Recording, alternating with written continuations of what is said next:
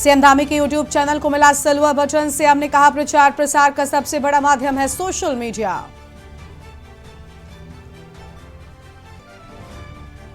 Investor summit पर विपक्ष का कटाक्ष। पूर्व सीएम हरीश रावत ने कहा पूंजी निवेश के लिए यूपी से लेनी पड़ेगी जमीन।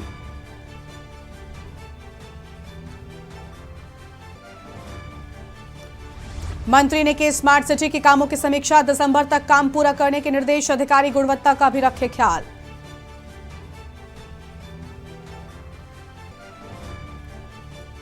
विकासनगर के 3 अलग अलग क्षेत्रों में 18 बीघा अवैध प्लॉटिंग पर एमडी, डीएनएचएलआई, जेसीबी, एसडीएम के आदेश पर की गई कार्रवाई। 31 अक्टूबर से होगा खेल महाकुंभ। पहली बार न्याय पंचायत स्तर पर होगा आयोजन। 4 लाख से ज्यादा खिलाड़ी करेंगे प्रतिभाग।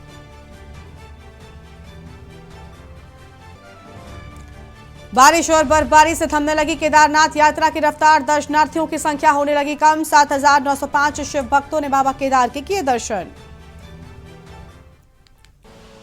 आप देख रहे हैं के न्यूज़, खबरों का सारथी। नमस्कार, खबर उत्तराखंड में आप सभी का स्वागत है। मैं हूं आपके साथ गरिमा वाजपेयी। आम खबर से बुलेटिन की शुरुआत करते हैं।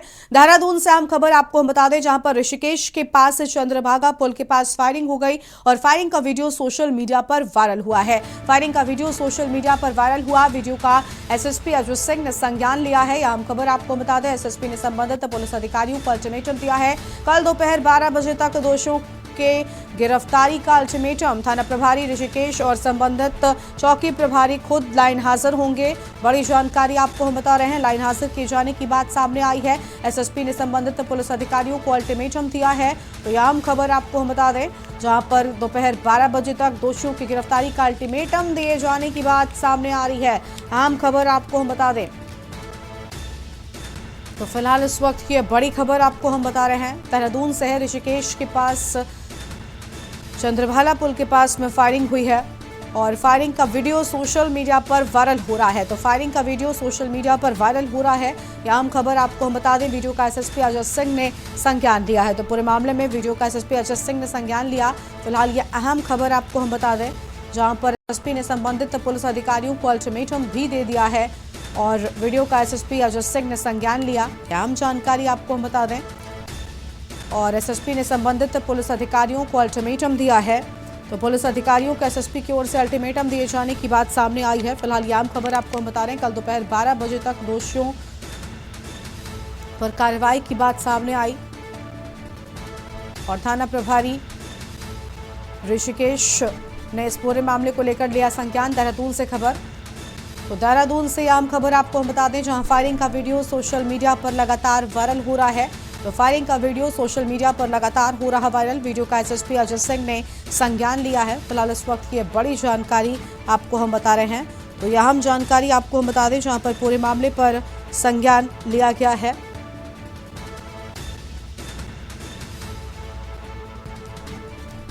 और फिलहाल इस वक्त की बड़ी जानकारी आपको हम बता रहे हैं, जहां पूरे मामले पर संज्ञान लिया है। एसएसपी की ओर से पूरे मामले पर एक्शन लिए जाने की बात सामने आई है। दोपहर 12 बजे तक दोषियों की गिरफ्तारी का अल्टीमेटम दिए जाने की बात सामने आई है। थाना प्रभारी ऋषिकेश और संबंधित चौकी प्रभारी खुद लाइन हाजिर होंगे।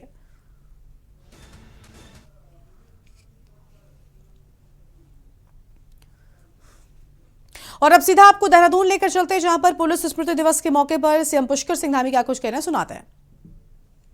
एक्ट के अंतर्गत गौरा शक्ति मॉड्यूल बनाया गया है, जिसमें अभी तक 1 लाख से भी ज्यादा पंजीकरण हो चुके हैं।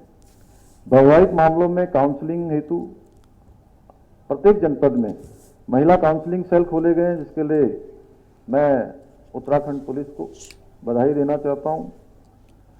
साथ ही साथ हमारे देश के यशस्वी प्रधानमंत्री आदरणीय मोदी जी के स्मार्ट पुलिसिंग की परिकल्पना को साकार करते हुए हमारी सरकार द्वारा पुलिस जवानों के कार्यस्थल एवं उनके बैरकों को स्मार्ट बनाए जाने हेतु भवन निर्माण के लिए 36 करोड़ रुपए की धनराशि को बढ़ाते हुए 57 करोड़ रुपया स्वीकृत किया गया है। मैं आज इस अवसर पर यह भी बताना चाहता हूं कि एनसीआरबी द्वारा क्राइम इन इंडिया 2021 रिपोर्ट के अनुसार चोरी अथवा लूटी गई संपत्तियों की जो बरामदगी है उसमें उत्तराखंड राज्य 68% के साथ प्रथम स्थान पर रहा है। इसके साथ ही गृह मंत्रालय भारत सरकार द्वारा संपूर्ण देश के थानों की स्वच्छता, अपराध एवं कानून व्यवस्था के आधार पर जो समीक्षा की गई है, जिसमें चंपावत जनपद का थाना बनबसा देश भर के 16,000 से अधिक थानों में टॉप 3 में स्थान बनाने में सफल हुआ है, जिसके लिए भी मैं पुनः अपने पुलिस के जवानों एवं अधिकारियों को बहुत बहुत बधाई देता हूं। सामान्यतः एक पुलिसकर्मी की 25 से 30 वर्ष की सेवा करने के बाद उसी पद से सेवानिवृत्ति हो जा रही थी और केवल 18% पुलिस बलों को ही प्रोन्नति के अवसर प्राप्त हो रहे थे, जिसका हमने संज्ञान लेते हुए हमारी सरकार द्वारा विभिन्न पदों पर लगभग 50% पदोन्नति के अवसर बढ़ाए गए हैं, जिससे पिछले एक वर्ष में लगभग 6,000 विभिन्न श्रेणी के पुलिस अधिकारियों और कर्मचारियों को प्रोन्नति मिल पाई है। इतनी बड़ी संख्या में पदोन्नति उत्तराखंड पुलिस में पहली बार हुई है। अभी अशोक जी कह रहे थे कि उनके सेवा काल में पहली बार इतनी बड़ी संख्या में पदोन्नति हुई है। इसके अतिरिक्त पुलिस विभाग की जनशक्ति को बढ़ाए जाने के लिए विभिन्न श्रेणी के 1613 रिक्त पदों पर नियुक्ति प्रदान की गई है तथा विभिन्न श्रेणी के लगभग 1800 पदों पर जल्दी ही निकट भविष्य में भर्तियां कराई जाएंगी। हम पुलिस को और अधिक सशक्त एवं संवेदनशील तकनीकी रूप से दक्ष बनाना चाहते हैं। इसके लिए हम यथासंभव हर प्रयास कर रहे हैं, जिसके लिए वर्तमान चुनौतियों को देखते हुए हम आने वाले समय में पुलिस जवानों को आधुनिकीकरण, उपकरण एवं शस्त्र उपलब्ध कराने के साथ साथ उनके कार्यालयों को भी हाईटेक बनाए जाने के लिए प्रतिबद्ध हैं। मुझे प्रसन्नता है कि संपूर्ण देश में हमारा राज्य ही एक ऐसा राज्य है जहां पुलिस ने अपनी पहचान मित्र पुलिस के रूप में एक विशिष्ट रूप से बनाई है। मैं आशा करता हूं कि आप सभी अपने अथक प्रयासों से इस गौरवशाली सेवा को सुशोभित करेंगे और उत्तराखंड पुलिस को कर्तव्यनिष्ठ मित्र पुलिस की छवि को हमेशा बरकरार रखने में अपना योगदान सुनिश्चित करेंगे। मैं आज के इस अवसर पर आप सभी को यह भी विश्वास दिलाना चाहता हूं कि हमारी सरकार राज्य में पुलिस विभाग के उत्थान के लिए, उनके आधुनिकीकरण के लिए और हमारे पूरे पुलिस विभाग के विकास के लिए, उनके उत्थान के लिए पूर्ण रूप से प्रतिबद्ध होकर समय समय पर जिस प्रकार की आवश्यकता पड़ती है उसके अनुरूप आगे बढ़ते हुए हम उन कामों को करेंगे, बढ़ाएंगे, अपनी योजनाओं में सम्मिलित करेंगे। और पिछले वर्ष जो हमने यहाँ से तमाम प्रस्ताव आप सबके समक्ष रखे थे, उन सभी को हमने पूरा किया है या उनको आगे बढ़ाया है। मैं आज इस अवसर पर यह भी आगे के लिए प्रस्तावित करके आप सबके समक्ष रखना चाहता हूं कि सेवा काल के दौरान पुलिस कर्मियों की जो अकाल मृत्यु होने पर आश्रित परिवार को तत्काल 1 लाख रुपए की आर्थिक सहयोग के रूप में धनराशि दी जाती है, उसके लिए तो पुलिस लाइन से आप सुन रहे थे। पुलिस स्मृति दिवस के मौके पर मुख्यमंत्री पुष्कर सिंह धामी को जिनकी ओर से आम बातें कही गई हैं। आगे बढ़ेंगे खबरों की ओर। शहरी विकास मंत्री डॉक्टर प्रेमचंद अग्रवाल ने विधानसभा देहरादून स्थित कार्यालय में स्मार्ट सिटी के तहत चल रहे विकास कार्यों की समीक्षा की है। बैठक में मंत्री ने कहा कि स्मार्ट सिटी के तहत चल रहे विकास कार्यों से अधिकतर कार्य पूरे किए जा चुके हैं, लेकिन कई कार्य अभी पूरे नहीं हुए। मंत्री ने अधिकारियों को निर्देशित करते हुए कहा कि दिसंबर महीने में आयोजित होने वाली इन्वेस्टर्स समिट से पूरे स्मार्ट सिटी के अंतर्गत शेष कार्यों को जल्द से जल्द पूरा किया जाए। उन्होंने अधिकारियों को समय समय पर स्मार्ट सिटी के अंतर्गत हो रही कार्यों का स्थलीय निरीक्षण करने तथा कार्यों में गुणवत्तापरक तेजी लाने के निर्देश भी दे दिए हैं। देखिए, स्मार्ट सिटी का काम जिस प्रकार से हमारे यहाँ चल रहा है, बहुत से काम हमारे यहाँ पूरे हुए हैं, बड़ी तेजी से चल रहा है। सड़कों का आप देख रहे होंगे कितनी तेजी से काम चल रहा है।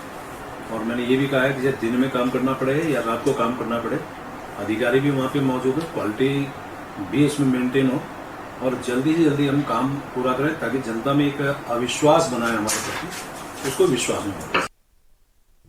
उत्तराखंड के विकास में केंद्र सरकार का योगदान 2014 से अब तक 1.5 करोड़ से अधिक की योजनाएं और उत्तराखंड की विकास योजनाओं पर पीएमओ की सीधी नजर होने की बात भी कही गई है। और पीएम ने जिन योजनाओं का शिलान्यास किया उनकी मॉनिटरिंग वाइब्रेंट विलेज के 51 गांवों की समीक्षा करेंगे केंद्रीय गृह सचिव। ये बड़ी जानकारी आपको हम बता रहे हैं, जहां पर केंद्रीय गृह सचिव की ओर से यहां पर इन सब की समीक्षा किए जाने की बात सामने आई है। तो यह आम खबर आपको हम बता रहे थे, जहां पर अब पीएमओ की नजर खुद इन सारी योजनाओं पर रहती है जो केंद्र सरकार की ओर से प्रदेश के लिए दी गई है। तो उत्तराखंड के विकास में केंद्र सरकार के योगदान को लेकर यह अहम खबर 2014 से अब तक 1.5 करोड़ से अधिक योजनाओं की बात सामने आई है। अहम खबर आपको हम बता रहे हैं, उत्तराखंड की विकास योजनाओं पर पीएमओ की सीधी नजर है। तो पीएमओ की सीधी नजर और पीएम ने जिन योजनाओं का शिलान्यास किया उनकी मॉनिटरिंग की बात सामने आई है। अहम खबर 2014 से अब तक 1.5 करोड़ से अधिक योजनाएं की बात सामने आई। फिलहाल यह अहम खबर आपको हम बता रहे हैं, उत्तराखंड की विकास योजनाओं पर पीएमओ की सीधी नजर होने की बात कही गई है। फिलहाल यह अहम खबर आपको हम बता दें, पीएमओ ने जिन योजनाओं का शिलान्यास किया उनकी मॉनिटरिंग भी की जाती है ताकि नजर रखी जा सके। और अगली खबर आपको हम लक्सर से बताते हैं, जहां पर माफियाओं पर पुलिस ने शिकंजा कसा है। पुलिस ने अवैध खनन के खिलाफ अभियान चलाया है। बाणगंगा, गंगा नदी, सुल्तानपुर, बीकमपुर में खनन माफिया, कई क्षेत्रों में खनन माफिया रात होते ही सक्रिय हो जाते हैं और खनन पर प्रतिबंधित होने पर भी खनन का काम होता है। माफिया रात में अंधेरे में अंजाम दे रहे हैं। और बीकमपुर में छापेमारी में 4 ट्रैक्टर ट्रॉली जेसीबी सीज की गई है। पुलिस को देखकर मौके से फरार हुए खनन माफिया। तो पुलिस को देखकर मौके से खनन माफिया फरार हो गए हैं। फिलहाल यह आम खबर आपको हम बता दें, और प्रतिबंधित होने के बावजूद रात होते ही खनन माफिया सतर्क हो जाते हैं और यहां पर उनकी जो सक्रियता है वो बढ़ जाती है। बीकमपुर में छापेमारी में 4 ट्रैक्टर ट्रॉली और जेसीबी को सीज किया गया है। पुलिस को देखकर हालांकि खनन माफिया मौके से फरार हो गए। यह आम खबर आपको हम बता रहे थे, खनन पर प्रतिबंध होने के बावजूद खनन का खेल यहां पर चलता रहता है। लक्सर से खबर है। हालांकि जब पुलिस ने शिकंजा कसा इन खनन माफियाओं पर, उस दौरान पुलिस ने ट्रैक्टर ट्रॉली भी जब्त की है। एक जेसीबी को भी यहां पर सीज किए जाने की बात सामने आई है। आम खबर आपको हम बता रहे हैं, पुलिस ने अवैध खनन के खिलाफ अभियान चलाया है। कई क्षेत्रों में खनन माफिया रात होते ही सक्रिय हो जाते हैं। अहम जानकारी आपको हम बता दें, बाणगंगा, गंगा नदी, सुल्तानपुर, बीकमपुर में खनन माफियाओं की सक्रियता को लेकर यह अहम खबर आपको हम बता दें। कई क्षेत्रों में खनन माफिया रात होते ही सक्रिय हो जाते हैं, रात के अंधेरे में दे रहे हैं अंजाम। और बीकमपुर में छापेमारी में 4 ट्रैक्टर ट्रॉली जेसीबी सीज कर दी गई हैं। पुलिस को देखकर मौके से खनन माफिया फरार हुए। तो पुलिस को देखकर मौके से फरार हुए खनन माफिया। और लक्सर से खबर है, खनन माफिया पर पुलिस ने शिकंजा कसा है। तो खनन माफियाओं पर पुलिस ने शिकंजा कसा और पुलिस ने अवैध खनन के खिलाफ अभियान चलाया है।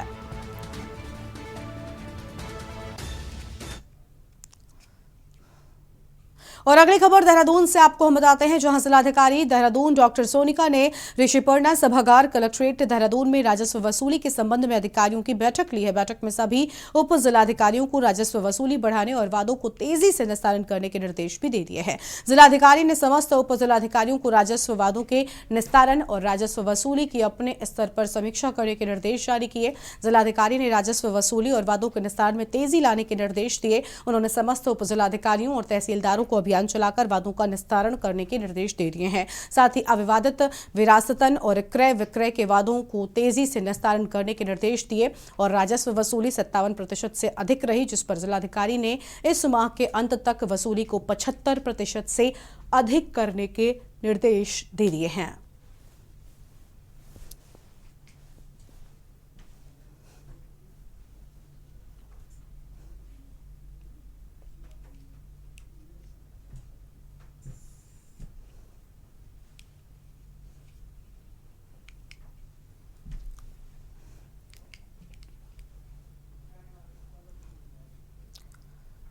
और पौड़ी जिले में पसोंडा खाल के प्रभारी चिकित्सा अधिकारी जितेंद्र भारती पर मुख्य चिकित्सा अधिकारी ने जांच बढ़ा दी। प्रभारी चिकित्सा अधिकारी पर 6 स्वास्थ्य केंद्रों के कम्युनिटी हेल्थ ऑफिसर से मानसिक उत्पीड़न के आरोप लगाते हुए मुख्य चिकित्सा अधिकारी को एक शिकायती पत्र दिया था, जिसका संज्ञान लेते हुए अब प्रभारी चिकित्सा अधिकारी जितेंद्र भारती की वित्तीय शक्ति छीनकर मुख्य चिकित्सा अधिकारी ने इस प्रकरण पर जांच बैठा दी है।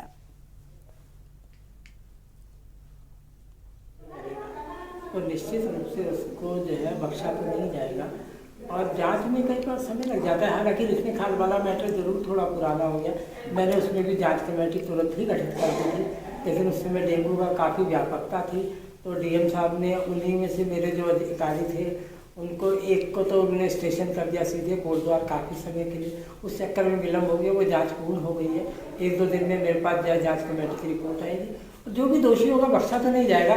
बाकी जो मुख्य उसमें ये था कि जो उनको मेरे द्वारा फाइनेंशियल पावर दी गई थी वो मैंने तभी विड्रॉ कर दी थी, उसके तुरंत बाद। अभी 2 जगह गई हूँ, 2 सीएचओ से मुलाकात हुई, मेरे संज्ञान में तो ये नहीं आया, अगर संज्ञान में आएगा तो मैं सीएमओ को निर्देशित करूँगी। मैम क्योंकि रिकनी खाल में भी इस तरह की शिकायत आई थी और खिरसू में भी, और अब पसरुंडा खाल के जो प्रभारी चिकित्सा अधिकारी हैं उनके खिलाफ शिकायत आई है। अगर शिकायत सही पाई गई तो कड़ी से। डोईवाला के एक निजी वेडिंग पॉइंट में राष्ट्रीय सैनिक संस्था के महिला विंग द्वारा नवरात्रि पर नवदुर्गा एक शक्ति कार्यक्रम का आयोजन किया गया, जिसमें तमाम सांस्कृतिक कार्यक्रमों के साथ ही महिला प्रकोष्ठ के विस्तार को करने में सहयोग करने वाली महिलाओं के साथ ही वीर शहीद सैनिक परिवार की कई महिलाओं को कार्यक्रम में सम्मानित किया गया। और कार्यक्रम में महिला विंग राष्ट्रीय सैनिक संगठन के प्रदेश अध्यक्ष सीमा त्यागी और कोऑर्डिनेटर श्वेता रॉय तलवार ने बारे में जानकारी देते हुए कहा कि कार्यक्रम का मुख्य उद्देश्य प्रदेश में राष्ट्रीय सैनिक संस्थान की महिला विंग को आगे बढ़ाना और प्रत्येक सैनिक परिवार को महिलाओं को इस संस्था से जोड़ना है। पूर्णिमा पावन, वृक्ष विष की छाया हो, काली हो, दुर्गा की लालिमा, रणभूमि की महाकाली मां।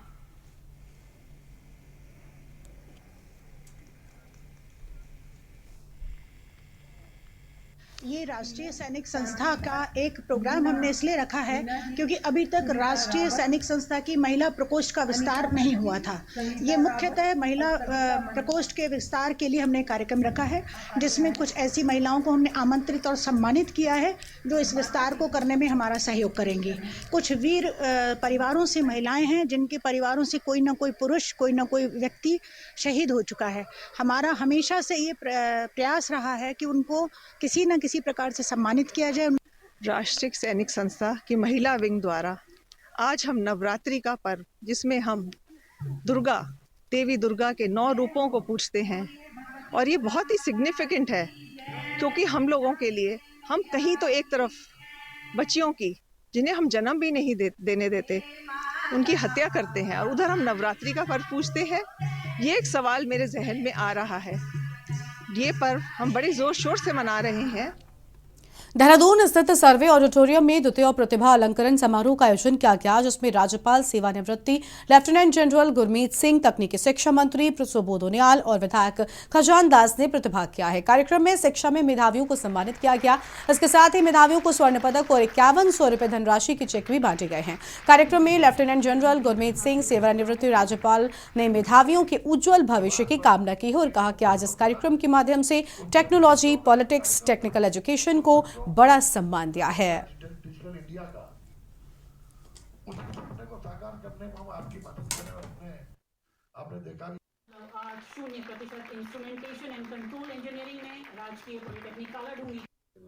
इस तरह से ड्रेसअप करने के बाद जिस तरह बच्चों को अवार्ड देने का काम किया, ये बच्चों के आत्मविश्वास में बढ़ोतरी करेगा। और निश्चित रूप से जब एक इंजीनियर, एक डिप्लोमा होल्डर जब बड़े आत्मविश्वास के साथ अपने जीवन में आगे जाएगा, तो जिस तरह हमारे कई यहाँ पर एमएनआई आए थे जो आज सैकड़ों करोड़ का इंडस्ट्री चला रहे हैं, वो उनको भी आज मैंने अवार्ड किया है। लेकिन कुल मिलाकर ये है कि इन बच्चों को उनसे प्रेरित होने का अवसर मिले और वो एक बड़े आत्मविश्वास के साथ एक बड़े टारगेट की ओर बढ़े और बजाय रोजगार मांगने वाले के रोजगार देने वाले बने।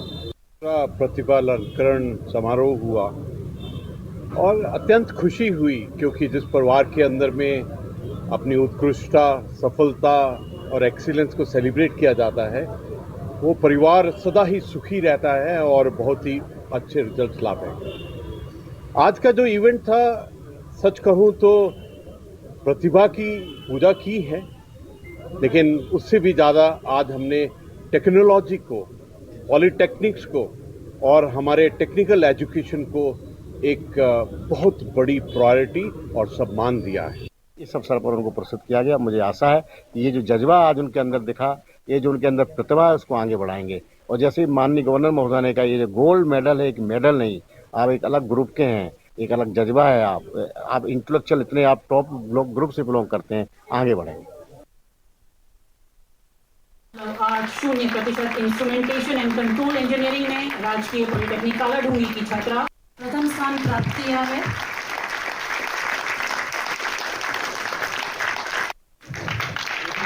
इन सभी मेधावी छात्र छात्राओं को निवास पर एक मुख्य सेवक सदन है, उसमें भी बच्चों का एक कार्यक्रम करके उन बच्चों को सपना डिजिटल इंडिया का उस सपने को साकार। और अब सीधा आपको उत्तर प्रदेश के लखनऊ लेकर चलते हैं, जहां पर मुख्यमंत्री योगी आदित्यनाथ भूमि पूजन करने के लिए पहुंचे हुए हैं। तस्वीर आपको हम दिखाएंगे। नौसेना शौर्य संग्रहालय के निर्माण कार्य की परियोजना का भूमि पूजन करते मुख्यमंत्री की ये तस्वीरें। और यहां पर भूमि पूजन और शिलान्यास क्या है, मुख्यमंत्री योगी आदित्यनाथ ने तस्वीरें आपको हम दिखा रहे हैं। और इसके साथ ही नवरात्रि के पावन मौके पर उन्होंने कन्याओं को भेंट भी दिया है और कन्याओं से मुलाकात की है। तस्वीरें आपकी टीवी स्क्रीन पर आपको हम दिखा रहे हैं, जहाँ पर पूर्व नौसेना में संग्रहालय के निर्माण को लेकर भूमि पूजन यहाँ पर क्या क्या है। और इसके साथ ही आपको बता दें कि आज उन्होंने कन्याओं से भी यहाँ पर भेंट की है, उन्हें उपहार भी दिए हैं। लखनऊ से ये तस्वीर आपको हम दिखा रहे हैं, मुख्यमंत्री योगी आदित्यनाथ की ये तस्वीरें हैं।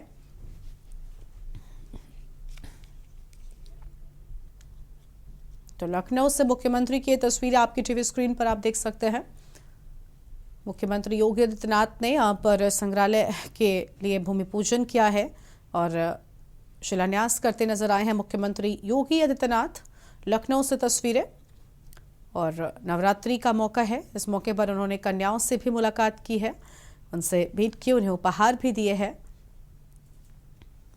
अब यहाँ पर जो अधिकारी हैं उनसे विस्तार से बातचीत करते हुए पूरी जानकारी लेते हुए मुख्यमंत्री की ये तस्वीर आपको हम लखनऊ से दिखा रहे हैं। तो लखनऊ से ये तस्वीर आपकी टीवी स्क्रीन पर आप देख सकते हैं, जहाँ सीएम योगी आदित्यनाथ पहुंचे हुए हैं भूमि पूजन करने के लिए।